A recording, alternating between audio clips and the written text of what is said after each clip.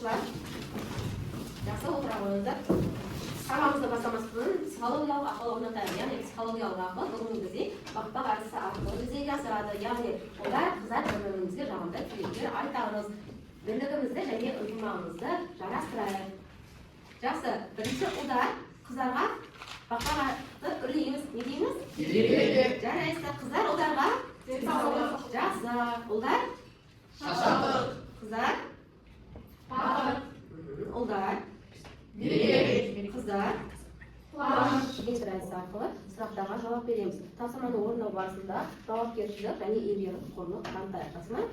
Жақсы, бірінші сұрақ, зат шығару жүйесіне қандай мүшелер жатады? Қанеки кім жауап береді? Алла. Бүйрек, несепнар, қуық және де зат шығару күтіміз.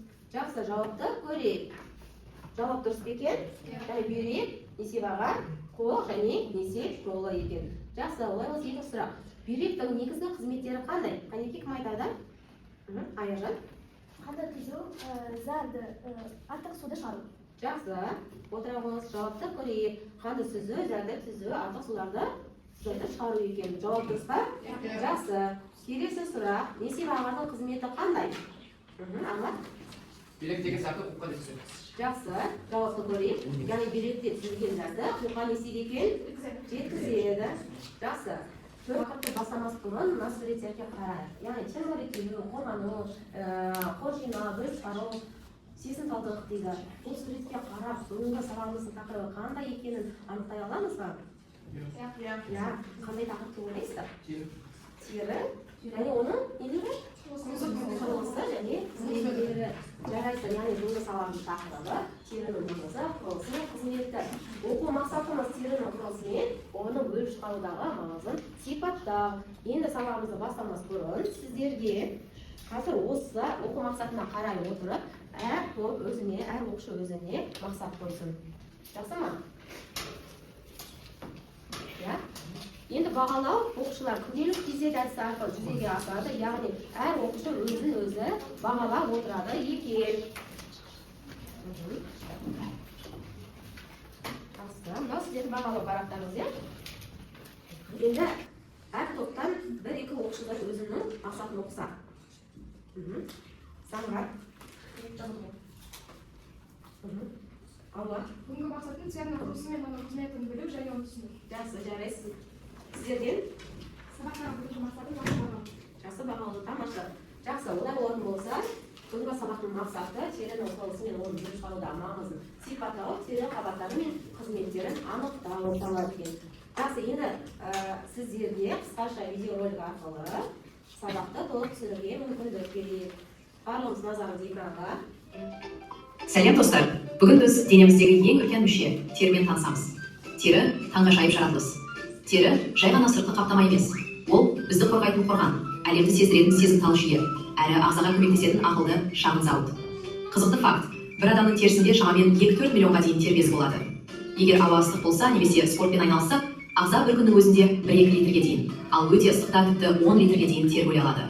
Яғни Тері ағзамыздағы ең үлкен мүше болып саналады, ол бізді соққыдан, вирустардан, күн сәулесінен, суықтан және ыстықтан қорғайды. Жақсы, жарайсыз, отыра қойыңыздар. Қанеки, айнала. Тері бұл сүтқоректер денесінің жамылғысы болып табылады және ересек адамдардың тері шамамен 1,5 және 2 метр құрайды. Жарайсыз, Самғар. Тері күніне 1-2 литр және де күн ыстық болған кезде 10 литрден су шығады. Яғни бөліп шығарады екен. Жақсы, Алла. Терінің негізгі үш құрылысы эпидермис, дерма және тері астымы. Терінің қосымша қызметтері, яғни бөліп шығару, тыныс алу және сезімталдық қызмет атқарып отырады екен. Сонымен бірге тері дәрімен өндіреді және қор жинау қызметін атқарады екен. Жақсы, олай болса оқушылар, осы тақырып бойынша біз бірінші тапсырманы бастаймыз, яғни бірінші топ сіздер эпидермис тобы боласыздар. Екінші топ, яғни терінің екінші қабаты бізде дерма. Жақсы, эпидермис және дерма қабаты. Бірінші топ, яғни бірінші тапсырма диалог әдісі арқылы жүзеге асады. Яғни сіздерге әріпте сұрақтар берілген. Осы сұрақтар бойынша сіздер терінің қызметі және құрылысын айтып шығарсыздар.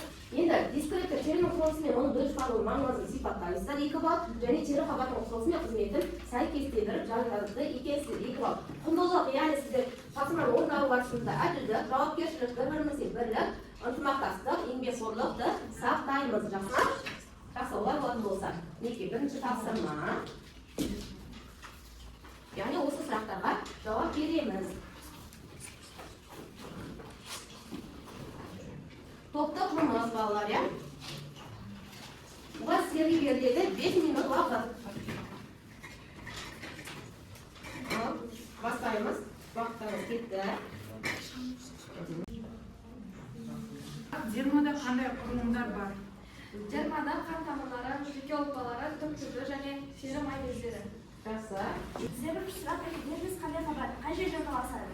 Эпидермис сыртқы бірінші қабат. Эпидермис көп қабатты эпителийден тұрады. Сіздерде екінші тапсырма сіздерде сәйкестендіру деп аталады. Яғни қазір телефондарыңызды аламыз. Яғни телефон арқылы сіздерде Learning платформасы арқылы сәйкестендіресіздер. Яғни дискретті тері қызметтерін жақсы дұрыстап анықтайсыздар. 2 балл беріледі, терінің қызметтерін сәйкестендіруге 1 балл беріледі екен. Яғни бұл жерде әділдік және жауапкершілікті танытамыз, жақсы ма? QR-кодты қабылдаймыз, сіздерге 2 минут уақыт.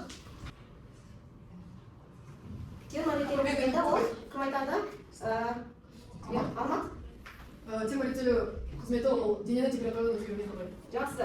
Ал қанеке барлығымыз қате орындадық па, дұрыс орындадық па? Жауап тексерейік. Барлығы дұрыс. Әрбір дұрыс 2 жауапқа 2 балдап қоясыздар. Жалпы 3 балл. Пиза тапсырмасы. Бұл өмірлік жағдайы. Яғни аян қысқы күні халық киініп спорт залда 40 минут жаттықта дейді. Осы жаттығудан кейін үсті басы не істеді дейді? Маманы тер болды. Ал оның досы Нұрлан суықта тергемеу керек деп тері бөліну үшін тергеп тұрған кезде бірден суық жерге шығып кетті дейді. Енді сіздерге осы текст бойынша сұрақтар берілген. Неліктен аян суық мезгіл болса да қатты тергеуді, яғни еркін себеп жасасыздар және терінің қолдану туралы ақпарат қолданып отырып, яғни сіздер дәлелдейсіздер және егер тер бөліну ұзақ уақыт тоқтаса, ағза қандай салдар тұрған мүмкін, яғни мәтінге сене отырып, сұраққа жауап береміз. Жұптық тапсырма, қанеке орындаймыз, сіздерде 2 минут уақыт. 3 балл беріледі. Әр сұраққа 1 балдан беріледі.